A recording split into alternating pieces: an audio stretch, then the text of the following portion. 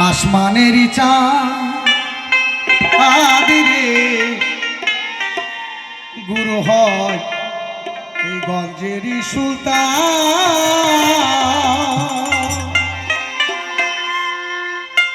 ওরে আসমান হইতে নিকালিল, আসমান হইতে নিকালিল গুরু দয়াল চাঁদ, গুরু হয় গঞ্জেরই সুলতান, গুরু হয় গঞ্জেরই সুলতান।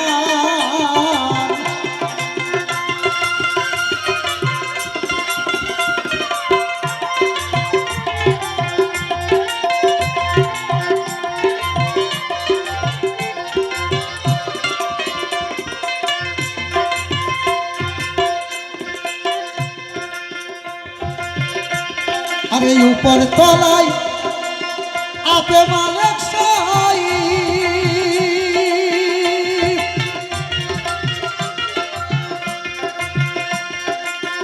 আলাস্তব রব্বকুম, সব নফসকে কেউ জিতায়।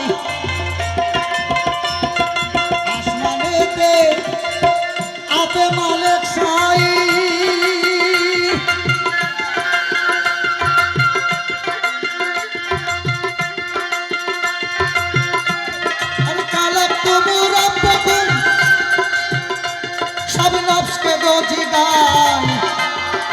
ওইখানেতে গুরু শিষ্য, ওইখানেতে গুরু শিষ্য আলাদা কাতার হয়, গুরু হয় গঞ্জের সুলতান, গুরু হয় গঞ্জের সুলতান।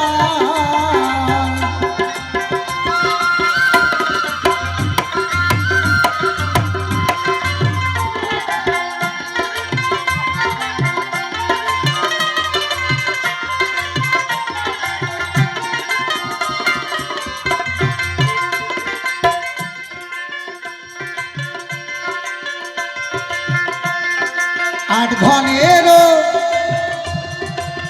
ধনী যিনি,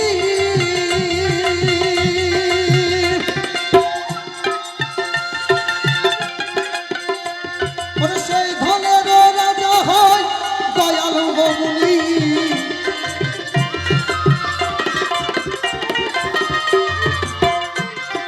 পেলে তাহার পরশমণি, পেলে তাহার পরশমণি জীবন ধন্য হয়, গুরু আসমান সুলতান, গুরু হয় এই গঞ্জেরই সুলতান।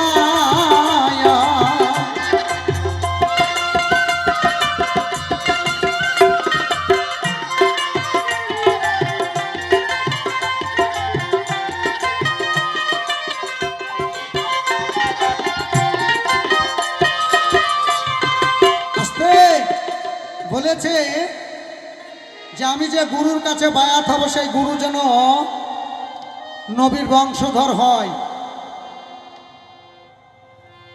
আচ্ছা বাবজিরা, জেহেল নবীর বংশ তো নাকি? জেহেল পাপি নবীর বংশ তো।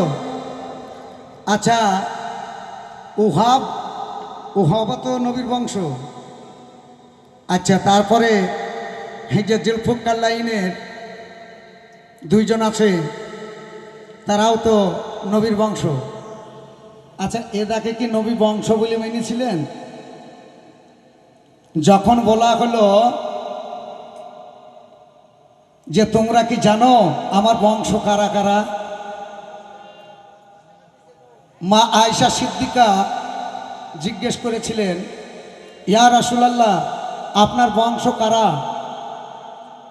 আমরাই তো আপনার বংশ। তা বলে না না, আমার বংশ হলে এরাই।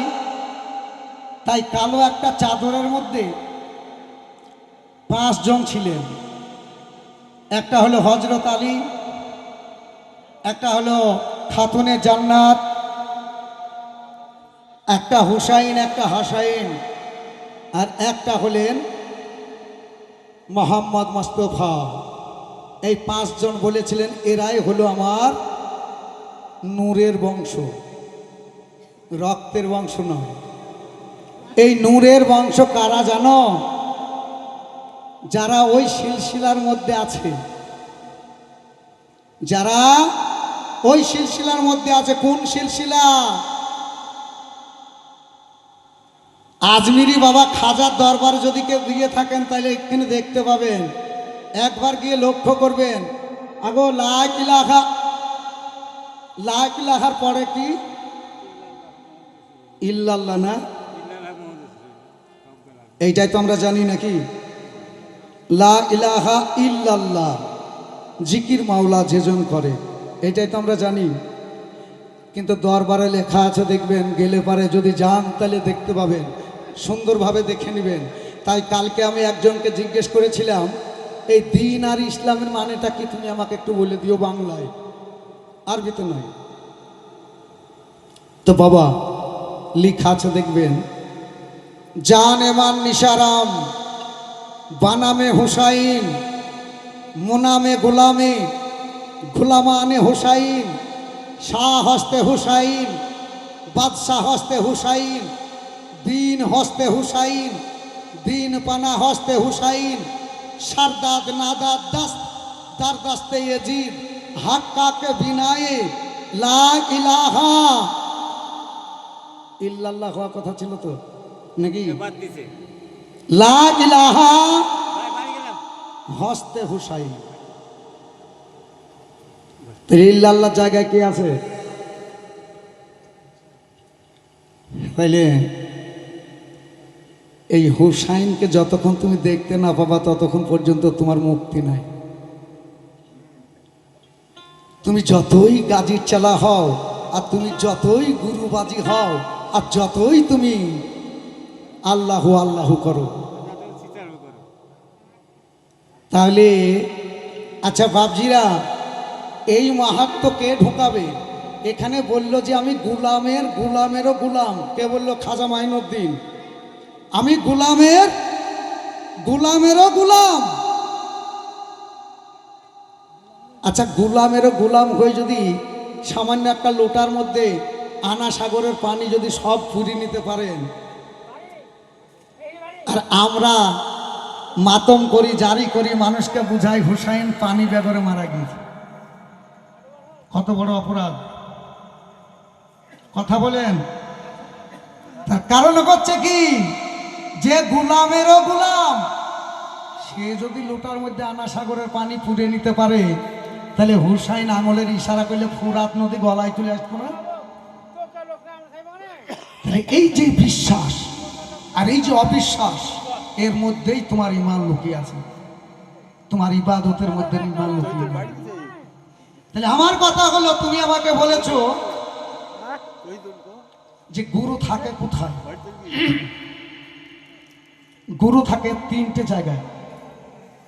গুরু কটা জায়গায় থাকে? তিনটে জায়গায়, কোরআন প্রমাণ। আমি কোনো মানুষের কথা ধার ধারি না।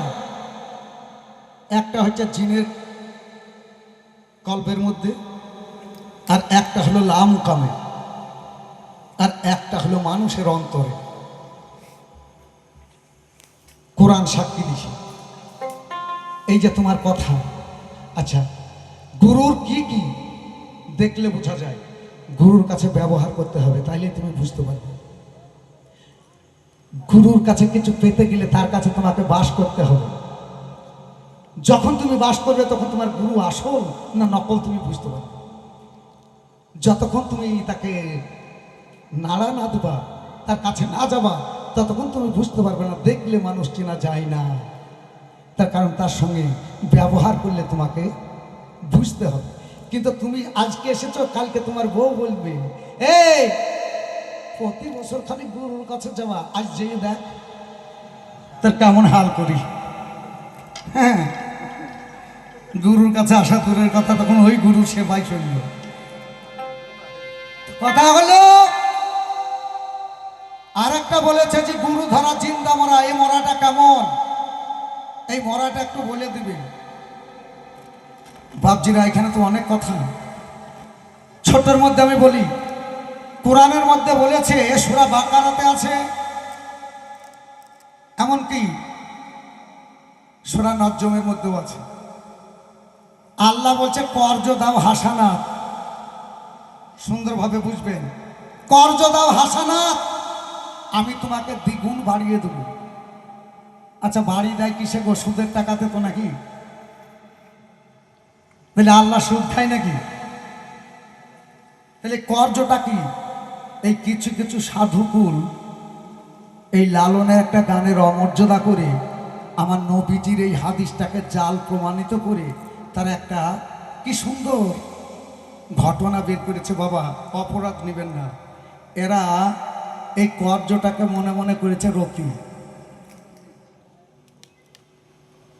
সংক্ষেপে বুঝে নেবেন। তার জন্য সাধুরা কেউ কেউ রতি সাধনা করে। আচ্ছা বাবা, রতি সাধনা যদি তুমি করো তা তুমি কার আইনটা পালন করছো? যদি বলো নবীর আইন, তাহলে তো নবীর সন্তানাদি সব ছিল, তাহলে তোমার রতি সাধনা করার দরকার কি? আচ্ছা যদি এবার বলো আদি মানুষ আদম 360 বার প্রসব করেছিল, জোড়া জোড়া সন্তান। আমার মনে হয় চাষ করতে কোনোদিন বাকি দেয়নি। তাহলে এত সন্তান হয় কি করে?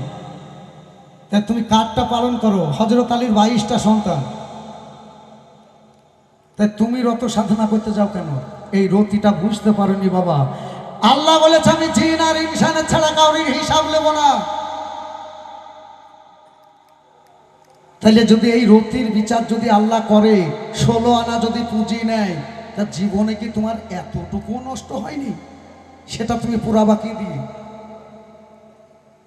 আচ্ছা আর একটা জিনিস, আচ্ছা তোমার রতিতে বাচ্চা হয়, গরুর রতিতে বাচ্চা হয় না? তাহলে গরুর রত আছে, এটা ভালো লাগছে না? কিরকম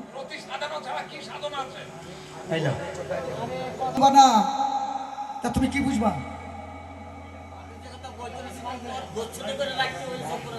রতিকার আমার